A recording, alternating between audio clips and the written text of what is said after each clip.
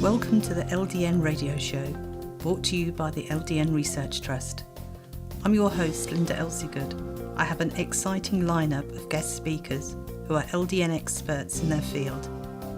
We will be discussing low dose naltrexone and its many uses in autoimmune diseases, cancers, etc. Thank you for joining us. I'd like to introduce Claire from England, who takes LDN for a brain tumour. Thank you for joining us today, Claire. Hello. Hello. So, can you tell us, what led you to the diagnosis? So in April 2009, I suffered a seizure, which resulted in me going for an MRI at my local hospital. And I didn't get the results of that till July 2009, when I was diagnosed with a low-grade brain tumour. And subsequently to that, it remained low-grade for a number of years, just having regular MRIs every 6 months to keep an eye on it, make sure it's still low-grade. And then subsequently in November 2013, it turned into a grade 4 tumour. So I had a biopsy to make sure it was a grade 4. And then after it was found out that, in November 13, I had surgery at King's Hospital in London to debulk the tumour. They managed to get 80% of it out, which was good, but there was still the remaining 20%. So I had radiotherapy in November after the surgery at King's. Then I went on 3 courses of chemotherapy, different ones. None of those seemed to work. I was then put in touch with a doctor. I went to Harley Street, where I was then introduced to a doctor called Ron Beanie, who works at Guy's and St Thomas's Oncology Centre, and he then put me in touch with Professor Dalgleish at St George's Hospital in London, who is an advocate of the LDN being really good for all sorts of cancers, and particularly my one, where the chemo did not seem to be working. So he put me on LDN in September 2015 when I first saw him, and I've been on it ever since. I still have regular scans, and since then it hasn't changed at all from when I first started on the LDN. Wow, that's astonishing, isn't it? It is. Well, considering I was put on a palliative care at one stage before I saw Professor Dalgleish, it was quite scary up till that point. So I've got 2 young children then, and the thought of not being there for them was really scary. Yes, I can The imagine. LDN has sort of been my lifeline. Wow. And what dose did Professor Angus Dalgleish start you on? He started me off on liquid of about, I think it was 1 milligram, just daily. Yeah. And then the liquid LDN tastes disgusting, so I refused to be on that for too long.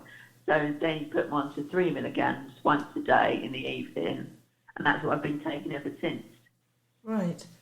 And apart from the taste, did you notice any adverse side effects when you No, I first started? had no side effects at all. Never had any side effects from taking LDN. Yes, I haven't either. I mean, people talk about amazing, vivid dreams. I was robbed of that. I never I had. didn't have any of that had any. either. No. No.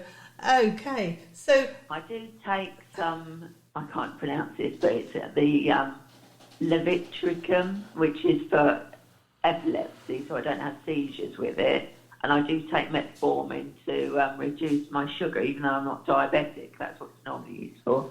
But that's because my tumour feeds on sugars. So I do take those in combination with LDN. I don't have any side effects either.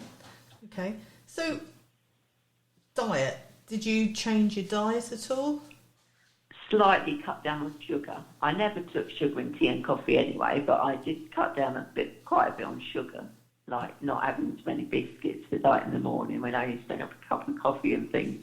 But other than that, I haven't really done. And now I sort of just watch and be careful, but I haven't changed it any other way. I do take vitamin D as well. That's on Professor Dalglish's advice as well. Mm-hmm. And Because how much vitamin D are you taking? Do you know? just one tiny little tablet. I can't remember the milligrams of it, but Right. yeah, it's only I just take that once in the morning. Then I always take my LDN in the evening. Okay. So what would you say to other people who've been diagnosed with cancer about... Definitely give LDN a try. We've got a friend, actually, after I had such success with it, my husband met someone who was like me, a terminal diagnosis with, I think he started with lung cancer. And he went up to see Professor Dalgleish because we didn't know where else you could get LDN from. And he managed to see him, and he put him on LDN for his lung cancer, and then his cancer started spreading around his body as well. But since he keeps having the scans as well, he's had one lately, and all his cancers are just shrinking on the LDN. He's had all chemo and everything, but it's only since he's taken the LDN that the cancers started to change and shrink. So he's looking forward to a nice life again. Wow. With his family and that. So it's so good. I don't understand why it's not more available. It's really annoying because we keep recommending it to other people and just try it and see if it works with all the people that have had cancer diagnosis. But they can't get hold of it. It's so frustrating. Well, that's the thing, isn't it? It's not an expensive drug. It's not. It's just drug companies being annoying because it's so generic and not very expensive. They're not going to make their money out of it. So. But I mean, people like you, I mean, it's a big difference, isn't it? Such a big difference. Yeah. If nothing else would work, and this is my dream drug. Yes. To put it like that. But Professor Dalgleish can't believe how I've responded to it. He was going to take my story to a conference in New York. I don't know whether he did or not. I wanted to go with him, but so just to explain how well it worked on me, using me as an example. Yes. That is a fantastic example. Yes. Yeah. Well, thank you very much for sharing your story with us today, Claire. That's all right. I hope it helps other people.